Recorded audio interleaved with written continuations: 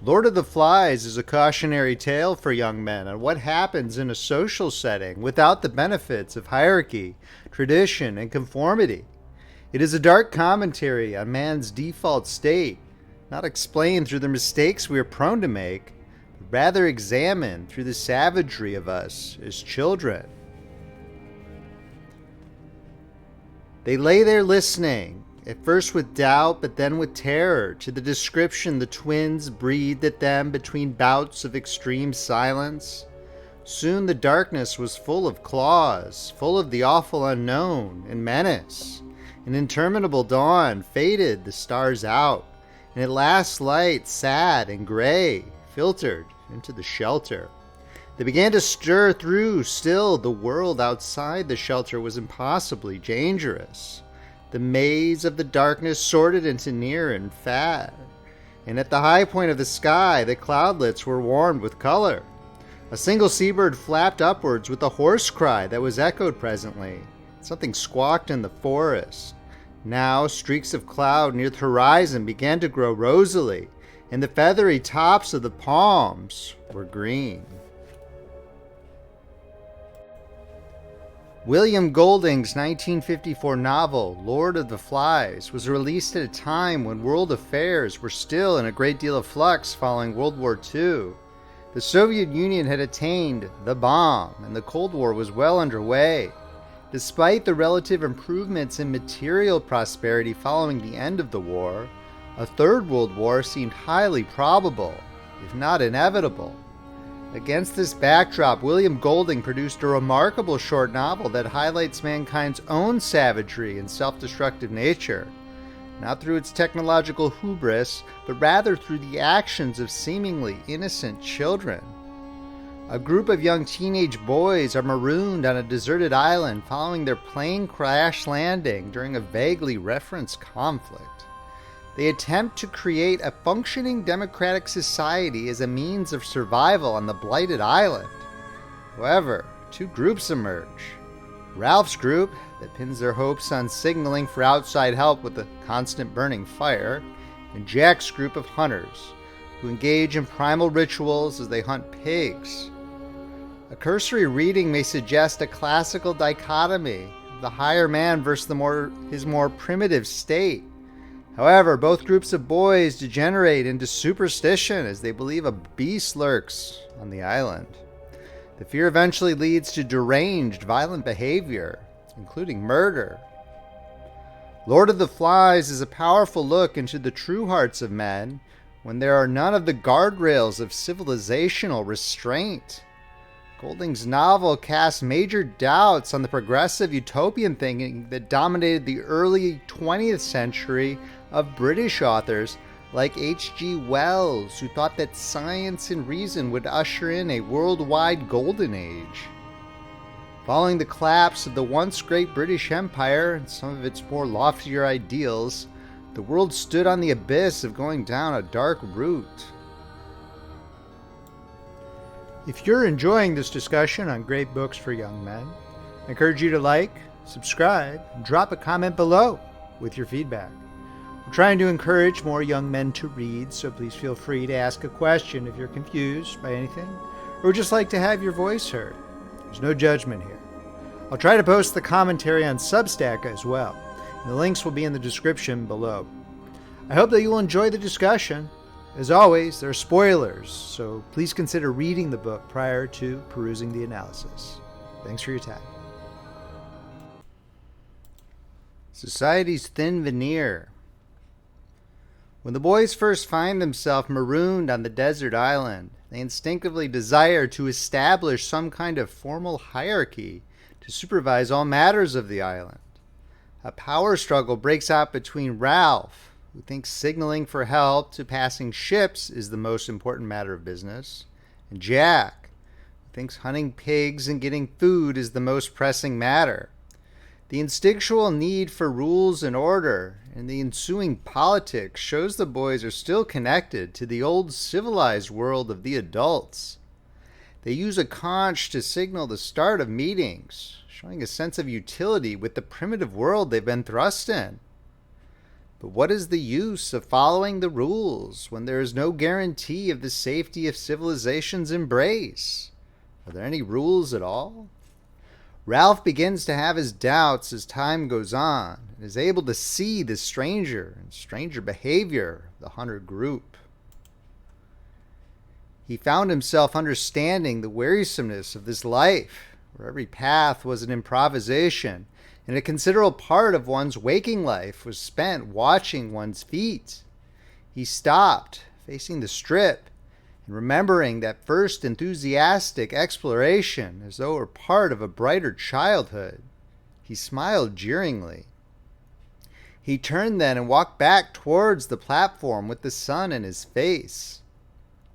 The time had come for the assembly, and as he walked into the concealing splendors of the sunlight, he went carefully over the points of his speech.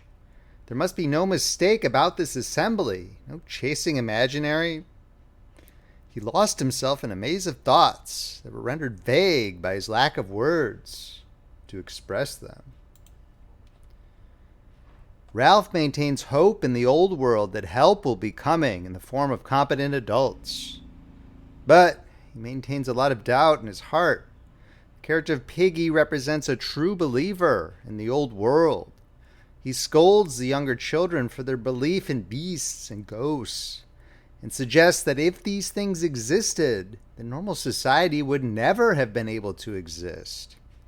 Because of his poor eyesight and asthma, Piggy is dependent on the security of the old world, which explains his deep-seated attachment to it. However, simply assuming that Piggy represents the importance of believing in science would be foolish, as the reason the boys are marooned on the island is because of science, gone amok in the form of an atomic war. The hunters aren't justified in their savagery, but the old world attachments from Ralph and Piggy seem naive. Paganism, animism, and superstition. Without exposure to spiritual truth and illumination, the boys quickly devolve into bizarre, pagan-like superstitions of spirits in the woods. A deceased fighter pilot is mistaken for a beast. The younger children are terrified of strange entities in the nighttime, and the hunters paint their faces and have ritualistic chants when they attack pigs. At first, many young men might think this is a type of liberation from society's constraints and communion with nature, true freedom. But what sort of person will you become if you wallow in your base instincts? Many people assume man is naturally good and morally upright. We are not. When Jack and his boys impale a fly-ridden pig's head on a stick as an offering to the mythical beast, it quickly becomes possessed by a demon of sorts. The character of Simon functions as a sort of biblical prophet who can discern the dark path the group is heading down with this degenerate animism. He is unfortunately mistaken for the beast after a time and killed by the boys, showing the group's descent into an evil type of spiritualism. Fancy thinking the beast was something you could hunt and kill, said the head. For a moment or two, the forest and all the other dimly appreciated places echoed with the parody of laughter. You knew, didn't you? I'm part of you. Close, close, close. I'm the reason why it's no go, why things are what they are. The laughter shivered again. Come now, said the Lord of the Flies. Get back to the others, and we'll forget the whole thing.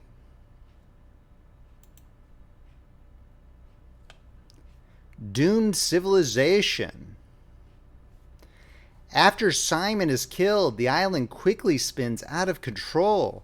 Ralph's group sees many defectors to Jack's more primitive group. Piggy's glasses are taken by the hunters, so Ralph's group can no longer keep the fire burning, symbolic of their disconnect from the adult world. Piggy's attempts to negotiate some sort of return to normalcy with Jack's group by insisting that he has the conch. This plea of authority is met with his demise in the form of a large rock. The scuffle between Jack and Ralph leads to the entire island being set ablaze. This massive fire is what finally draws in the adults. We saw your smoke. You don't know how many of you there are? No, sir. I should have thought, said the officer as he visualized the search before him. I should have thought that a pack of British boys, you're all British, aren't you, would have been able to put up a better show than that. I mean, it was like that at first, said Ralph, before things... He stopped. We were together then. The officer nodded helpfully. I know, jolly good show, like the Coral Island.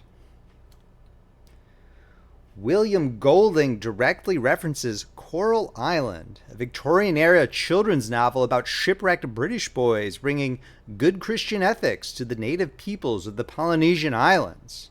However, 100 years later, the British boys are the ones who are the savages. Like many authors who saw the horrors of World War II, for example, Kurt Vonnegut, Walter Miller, Joseph Heller, the common trait about mankind is the depravity. Without the restraint imposed by civilization, mankind simply cannot exist in peace with each other. William Golding choosing to illustrate this with children is a shocking but effective method to convey the message. Thank you so much for listening to the Great Books for Young Men series. I really hope you enjoyed the analysis and that you'll read and enjoy the book. Please don't forget to like, subscribe, and leave your thoughts in the comment section below. If you'd like to purchase the book, links are in the description below. If you want to shoot your mouth off at me on X, I'm at P. Beauheart. Find me on Substack at Paul Beauheart. Friendly Frog Press, we have works of classic and original fiction available in ebook, paperback, and audiobook formats on Amazon. Thanks so much for listening. We'll see you next time.